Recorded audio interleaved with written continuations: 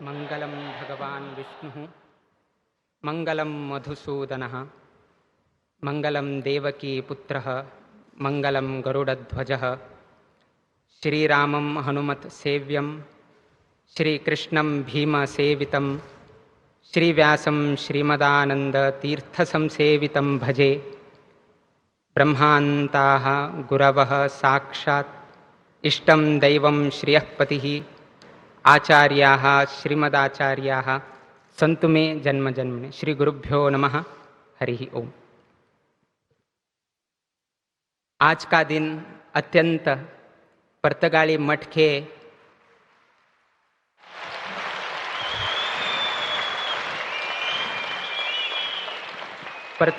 के इतिहास में अत्यंत सुवर्ण अक्षरों में लिखने वाला दिन है और इसका श्रेय भारत के प्रधानमंत्री एवं प्रधान सेवक श्री नरेंद्र मोदी जी हैं।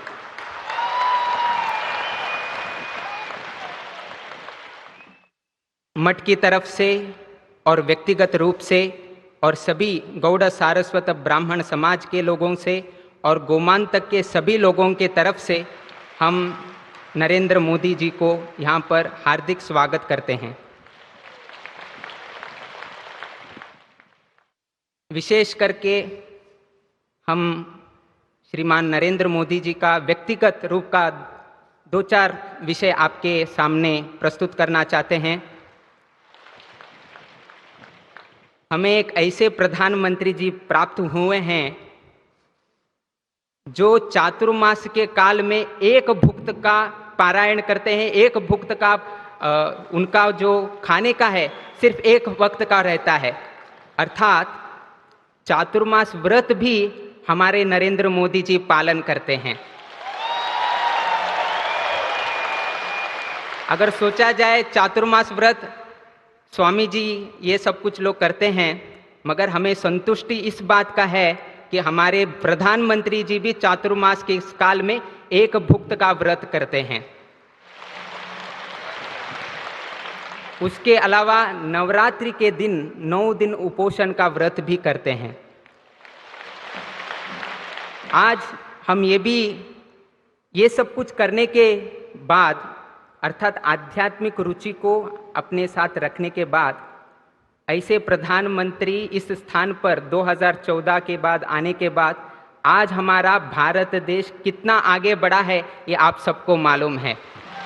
तो इसका श्रेय वो चातुर्मास व्रत में किया हुआ एक भुक्त का व्रत और नवरात्रि में किया हुआ उपोषण से भी ये सब कुछ होने की संभावना है, ये प्रधानमंत्री जी ने दिखा दिया है।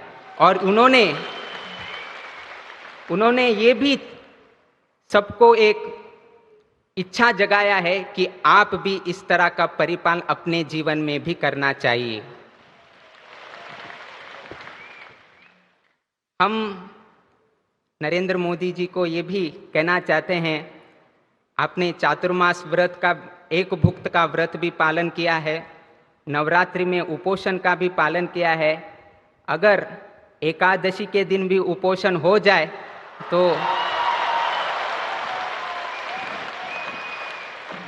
तो भारत 2047 का विकसित भारत शीघ्र से ही परिपूर्ण हो जाएगा, ऐसा हमारा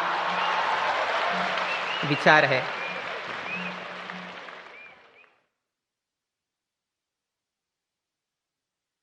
अत्यंत संतोष का विषय यह है कि माननीय प्रधानमंत्री जी को गोवा अत्यंत प्रसिद्ध है, किंतु इसी समय या इसी स्थान में इनका तकदीर भी यहाँ पर ही लिखा गया है। उन्होंने भी अपने वक्तव्य में कहा है, 2002 में जब वे गोवा में मीटिंग में थे तब गुजरात का बागडोर संभालने के लिए गोवा में ही सब कुछ यहाँ पर अनुमति प्राप्त हुआ था। और 2013 में जब वे गोवा में आए थे तो उसी समय गोवा में ये डिक्लेयर किया गया था कि प्रधानमंत्री का जो प्राइम मिनिस्टर का क्रेडेंशियल है वे हमारे प्रधानमंत्री नरेंद्र मोदी जी होंगे करके 2013 में घोषणा भी इसी गोमांतक भूमि में हुआ था। तो इस नाते उनका जो ये पॉलिटिकल का करियर है, इसका जो तकदीर है वो सब कुछ गोवा में ही स्थापन हुआ है। और एक संतुष्टि की बात यह है कि हम विशेष करके मोदी जी को प्रशंसा करते हैं, या भी सभी लोग मोदी जी को प्रशंसा करते हैं, किंतु उसके साथ साथ हमें ये भी विस्मृति नहीं होना चाहिए कि आज जो भी प्रधानमंत्री नरेंद्र मोदी जी है, इसका संपूर्ण श्रेय उनके माताजी हीराबेन मोदी जी को जाता है। इसका कारण ये है, गोवा का जो गोवा लिबरेशन डे है वो जून 18 तारीख को मनाया जाता है, और योगा योग से 1923 जून 18 तारीख को हीराबेन मोदी जी का भी जन्म हुआ है। मां का जन्म जून 18 तारीख को हुआ है, और गोवा का जो गोवा लिबरेशन डे जून 18 को मनाया जाता है वो भी जून 18 को मनाया जाता है। और उसी गोमांतक भूमि में हीराबेन मोदी जी के धर्मपुत्र का भी पॉलिटिकल करियर का एक तकदीर भी यहां पर ही लिखा गया है। तो उस नाते से और एक नाता जुड़ गया है कि मां का भी आशीर्वाद इस गोमांतक को भी लग गया है। विशेषकर से हम इस विषय पर जोर देना चाहते हैं। हम तो आध्यात्मिक जीवन से परिचित है, सन्यासी जीवन जगाते हैं, तो आध्यात्मिक विषय से इनका तुलना किया जाए तो महाभारत तो आपने सभी लोगों ने पढ़ाया हुआ है, सुनाया हुआ है। तो वहां पर 3 लोगों का पात्र आता है, दुर्योधन, युधिष्ठिर और भगवान श्री कृष्ण का। तो दुर्योधन का सोच क्या है ये आपको सब कुछ मालूम है, दुर्बुद्धि का व्यवहार करना, इस तरह का सोच दुर्योधन का है, और हमेशा सिर्फ अपने बारे में सोच करता है, किसी दूसरों के बारे में सोचने की उनका प्रवृत्ति नहीं था, सिर्फ अपने बारे में। दुर्योधन सिर्फ अपने बारे में सोच करता था। युधिष्ठिर अपने परिजनों का सोच करता था, अपने फैमिली के बारे में सोच करता था। मगर श्री कृष्ण परमात्मा जी सभी लोगों को याद करते थे। अभी इस संदर्भ में हम उनको, उनका जन्म स्थान भी द्वारकाधीश का उनका जन्म स्थान है, जो द्वारका हम बोलते हैं गुजरात में, उनका जन्म स्थान द्वारकाधीश का है। अर्थात कृष्ण जी का जहाँ पर उनका द्वारका वहाँ पर हुआ है, वहाँ पर ही हमारे प्रधानमंत्री नरेंद्र मोदी जी का जन्म स्थान है। गोवा में भी श्री कृष्ण जी का आगमन हुआ है, और श्री कृष्ण जी का गांव में अथवा श्री कृष्ण जी का धाम में जन्म होने के कारण उनका विचार भी श्री कृष्ण जी से ही बन गया है। जो भी दुर्योधन है, जो भी भारत के विरुद्ध षड्यंत्र रचते हैं, उनको भी वो पाठ पढ़ाते हैं। और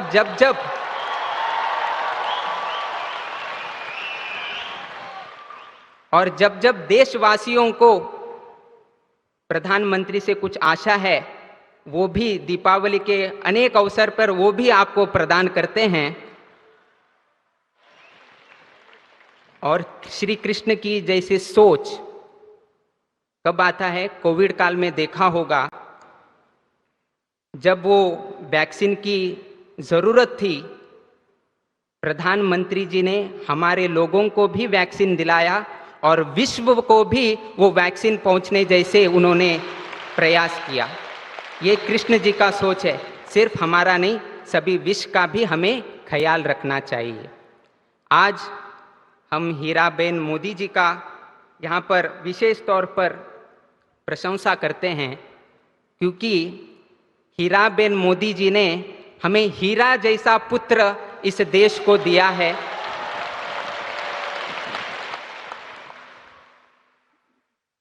जिसके वजह से आज हमारा भारत चमक रहा है। और साथ ही साथ हम सभी समाज बांधव भी चमक रहे हैं, क्योंकि हीराबेन मोदी जी ने ऐसे एक हीरे को जन्म दिया है। आज हम इनको धर्मपुत्र से संबोधित करते हैं, जिन्होंने धर्म की रक्षा के लिए बागडोर संभाला। अयोध्या में राम लल्ला जी का प्रतिष्ठापना हुई। अभी दो दिन पहले ध्वजारोहण भी वहां पर हो गया, और अभी पुर्तगाली में भी फिर यहाँ आकर राम जी का प्रतिमा का भी अनावरण करके दिया है। ऐसे धर्मपुत्र को हम सभी यहाँ पर उपस्थित सभी लोगों को हम आह्वान करते हैं कि आप जोर से तालियां बजाकर उनका फिर से अभिवादन कीजिएगा।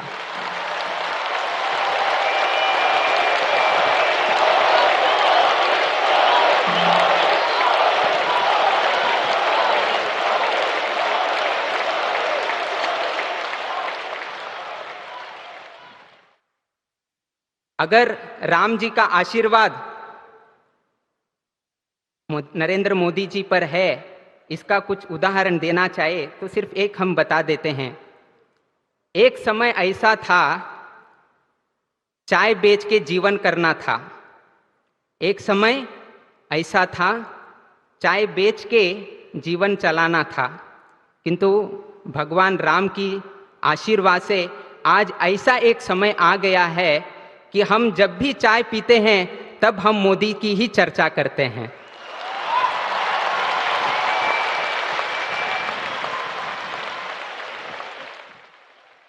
ये परिवर्तन जो उनके जीवन काल में हुआ है, तो इससे एक तो सोच हो जाता है कि इनके साथ राम जी का आशीर्वाद शतसिद्ध है करके इन्होंने आज दिखा दिया है।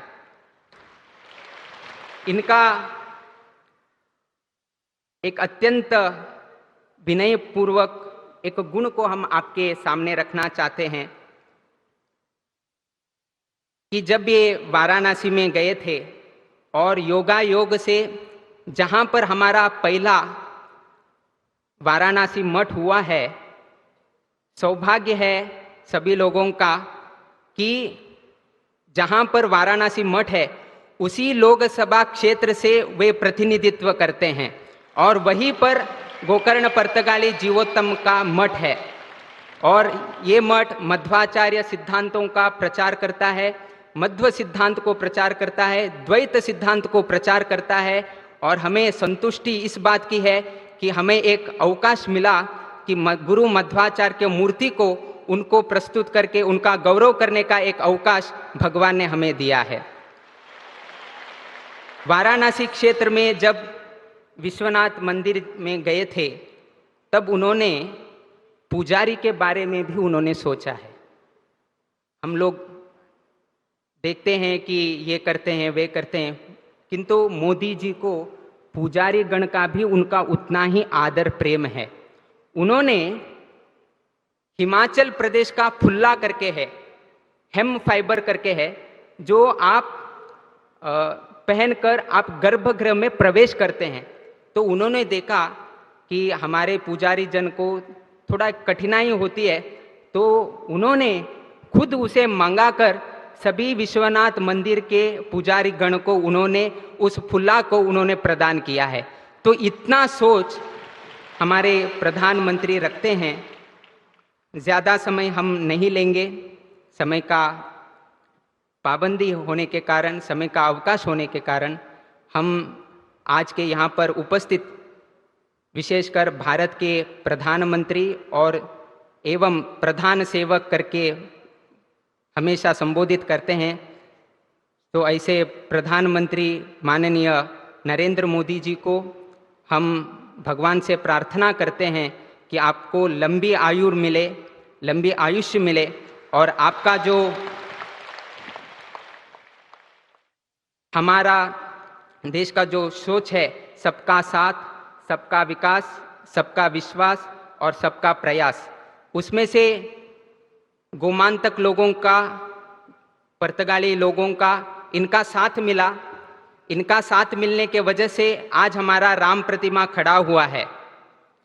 अभी ये राम प्रतिमा यहाँ पर स्थापन होने के कारण अब इसका विकास होगा, और जब जब विकास होता है लोगों का विश्वास भी बढ़ता है, और जब विश्वास बढ़ता है हम इस सब प्रयत्न करके हम प्रयास करते हैं, तो इसीलिए हम आशा करते हैं भगवान से कि इनका जो संकल्प है और भारत विकसित भारत है वो सब कुछ परिपूर्ण हो जाए, और राम जी का संपूर्ण आशीर्वाद यहाँ के श्रद्धालु और मंच पर बैठे हुए सभी लोगों को प्राप्त हो जाए। ऐसे राम जी और वीर विठल जी से प्रार्थना करके हमारा 2 शब्द हम यहाँ पर मंगल करते हैं। श्री कृष्णार्पणमस्तु। ನಿಖರ ಸುದ್ದಿ ಸದಭಿರುಚಿಯ ಕಾರ್ಯಕ್ರಮ ನೀವು ನೋಡ್ತಾ ಇದ್ದೀರಾ ಕಹಳೆ ನ್ಯೂಸ್, ಸಮಾಜದ ಜಾಗೃತಿಗಾಗಿ